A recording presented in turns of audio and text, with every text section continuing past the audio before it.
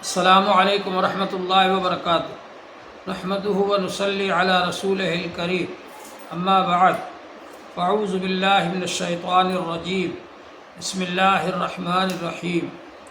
قال اللہ تبارک وتعالی فی القرآن المجید والفرقان الحمید قل لا اسألکم علیہ اجرا الا المودۃ فی القربہ۔ محترم حضرات، اللہ جل شانہ کا بڑا فضل و کرم ہے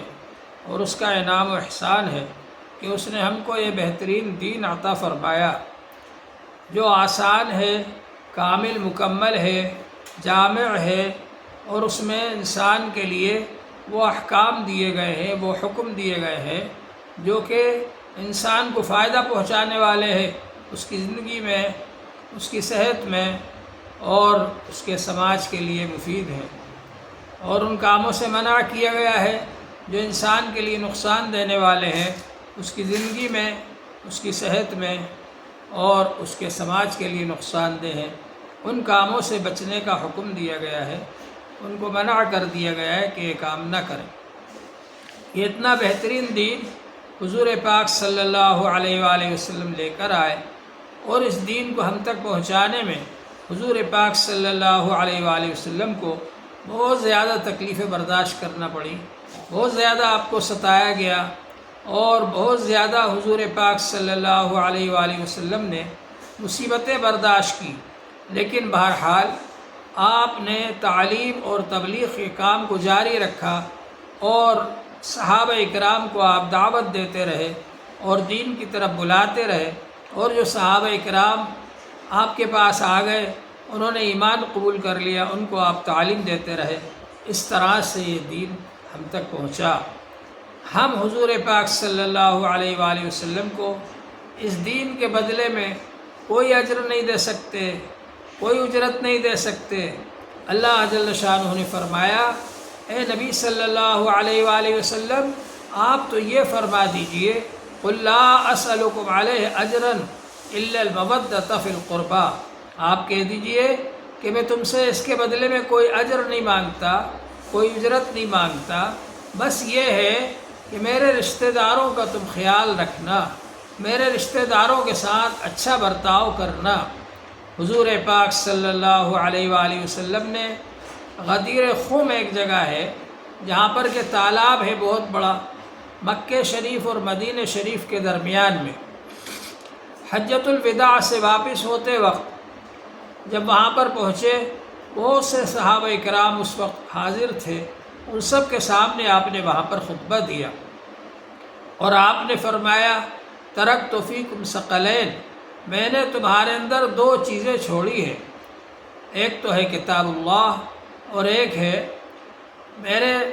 اہل بیت اور میری ذریت، ان دونوں کے ساتھ تم لوگ اچھا برتاؤ کرنا۔ حضور پاک صلی اللہ علیہ وآلہ وسلم نے ہم کو اس بات کی تعلیم دی کہ ہم اہل بیت کے ساتھ اچھا برتاؤ کریں، اور حضور صلی اللہ علیہ وآلہ وسلم کے حسنات کو یاد رکھیں، اور اہل بیت کی ہم قدر کریں۔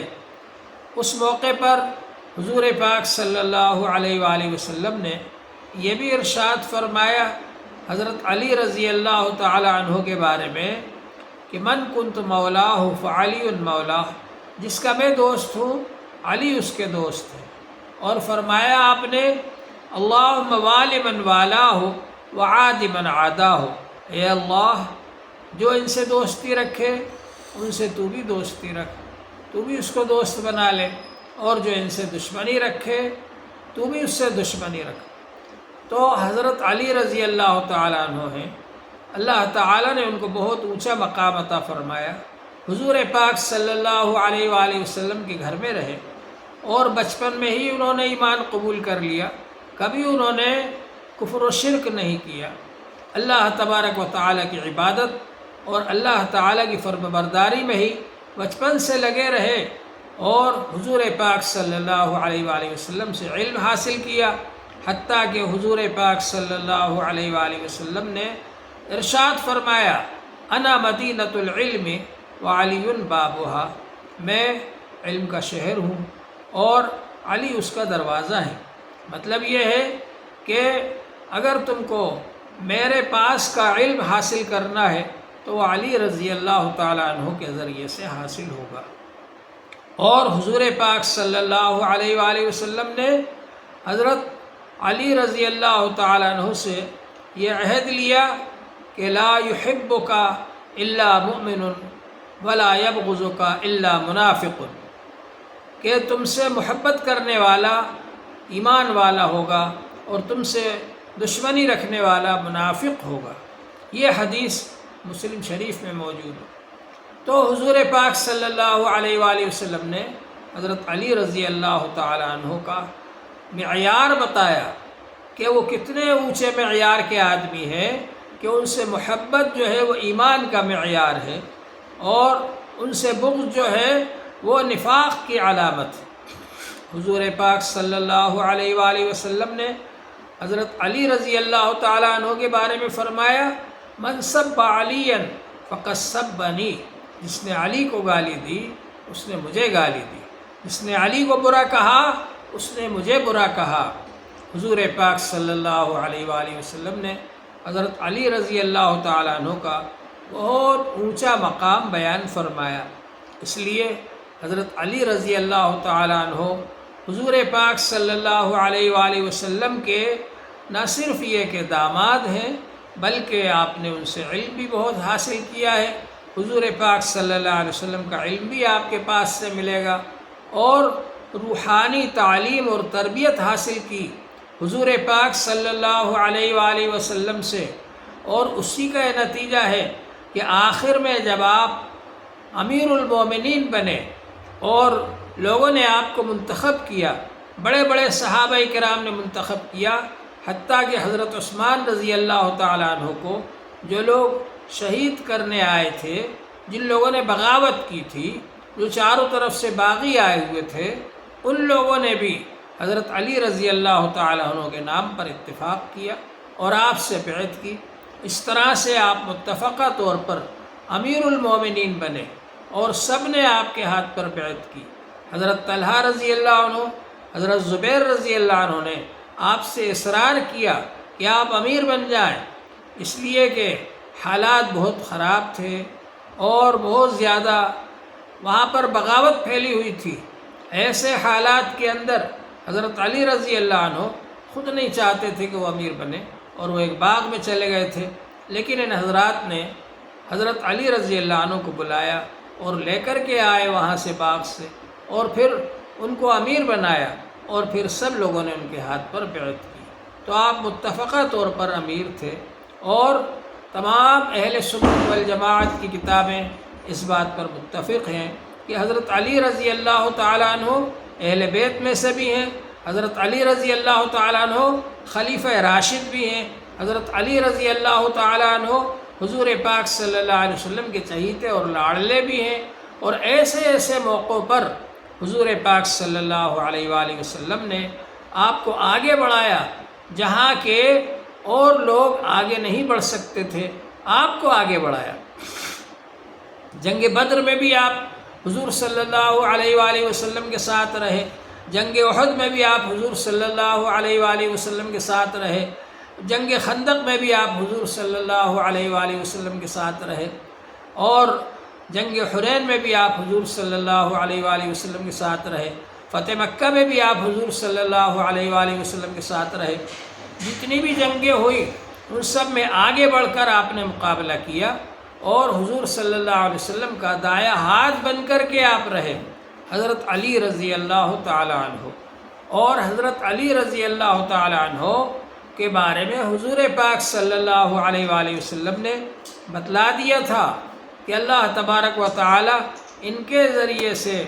لوگوں کو جو غلط راستے پر جا رہے ہوں گے ان کو سیدھے راستے پر اللہ تعالیٰ ان کے ذریعے سے لے کر کے آئیں گے۔ تو اس طرح سے حضرت علی رضی اللہ تعالیٰ عنہ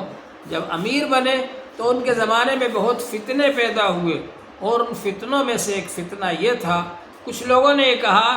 کہ ہم آپ کو امیر ہی نہیں مانتے، اور اس کے نتیجے میں جنگیں ہوئی۔ یہ تو ایک ظاہری بات تھی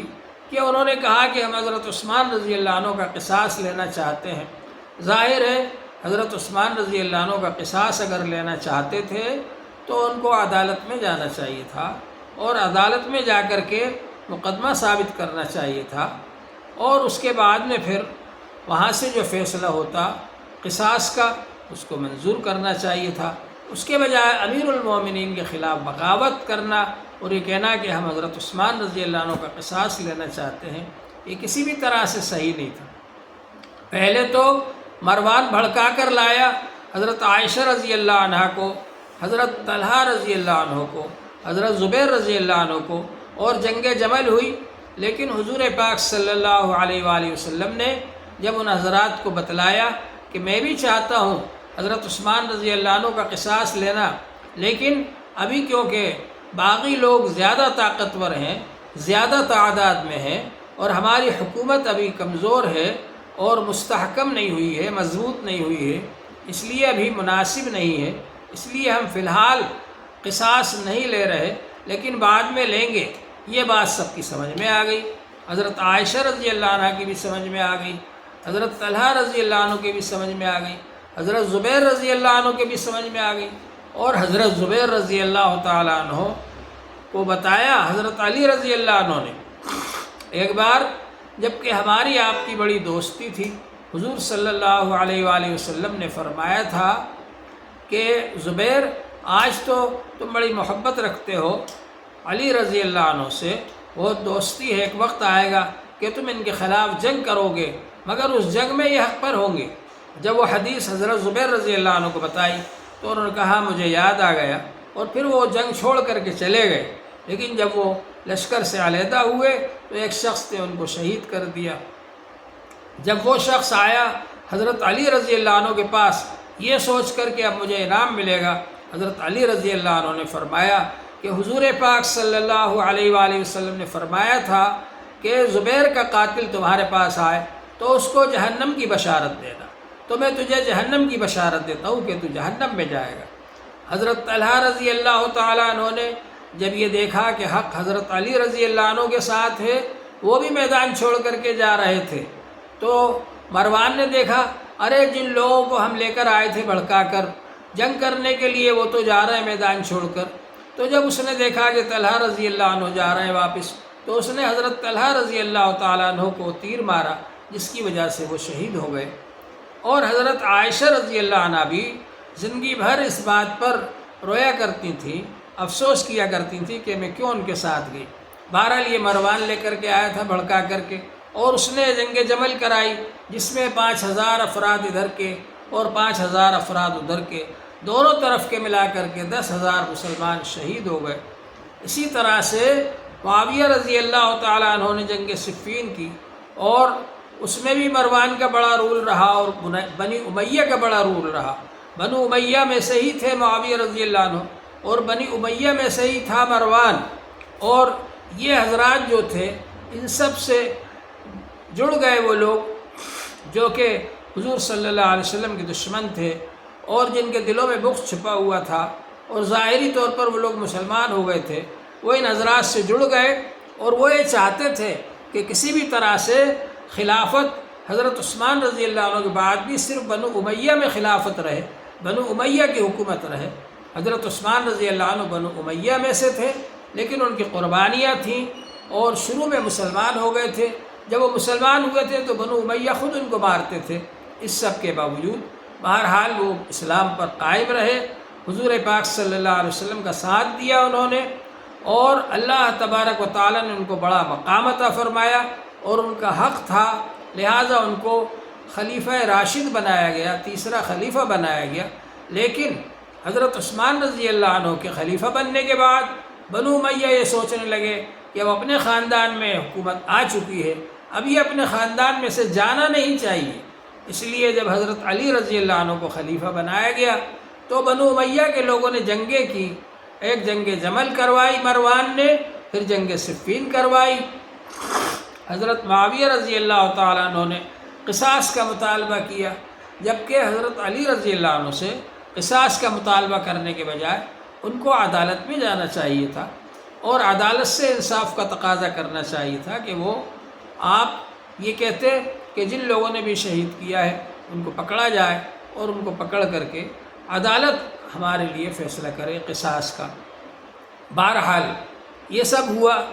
جنگ صفین ہوئی جس کے اندر کہ 40,000 آدمی شہید ہو گئے، 20,000 اس طرف کے اور 20,000 اس طرف کے۔ یہ جنگ صفین کے اندر بہت بڑا نقصان ہوا مسلمانوں کا۔ بہرحال اللہ تبارک و تعالیٰ کے فضل و کرم سے جب یہ جنگیں ختم ہوئیں، حضرت علی رضی اللہ تعالیٰ عنہ بھی آخر عمر میں بہت زیادہ ان لوگوں سے اکتا گئے تھے، بہت زیادہ ان لوگوں سے پریشان رہتے تھے، جو لوگ کہ حضرت علی رضی اللہ تعالیٰ عنہ کی بات نہیں مان رہے تھے، بغاوت کر رہے تھے۔ بہرحال حضرت علی رضی اللہ عنہ کی شہادت ہو گئی، اور ان کے بعد لوگوں نے منتخب کر لیا حضرت حسن رضی اللہ تعالیٰ عنہ کو۔ پھر حضرت حسن رضی اللہ تعالیٰ عنہ جنہوں نے صلح کر لی معاویہ رضی اللہ عنہ سے، حضرت حسن رضی اللہ عنہ کے بارے میں حضور پاک صلی اللہ علیہ وآلہ وسلم نے یہ فرمایا تھا، ایک بار ان کو گود میں لے کر یہ فرمایا تھا خطبے کے موقع پر کہ ابنی ھذا سید ولعل اللہ ان یصلح بہ بین فئتین من المسلمین، میرا یہ بیٹا سید ہے، سردار ہے، اور اللہ تعالیٰ اس کے ذریعے سے مسلمانوں کی دو جماعتوں کے درمیان صلح کروا دیں گے۔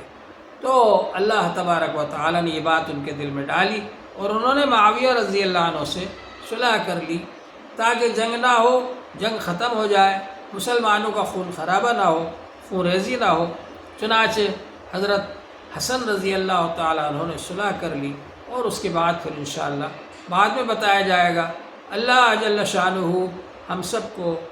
صراط مستقیم پر قائم رکھے، اور ہم کو اس بات کی توفیق عطا فرمائے کہ ہم حق کا ساتھ دیں، اور اس بات کی توفیق عطا فرمائے کہ ہم لوگ صحابہ کرام جنہوں نے کلمۃ الحق بولنے کا فریضہ انجام دیا، امر بالمعروف اور نہی عن المنکر کا فریضہ انجام دیا، جن کے بارے میں حضور صلی اللہ علیہ وسلم نے حدیثیں بیان فرمائی، وہ حضرات صحابہ کرام، ہم ان کا ساتھ دیں۔ اللہ تعالیٰ آپ کو جزائے خیر عطا فرمائے۔ وآخر دعوانا الحمد للہ رب العالمین۔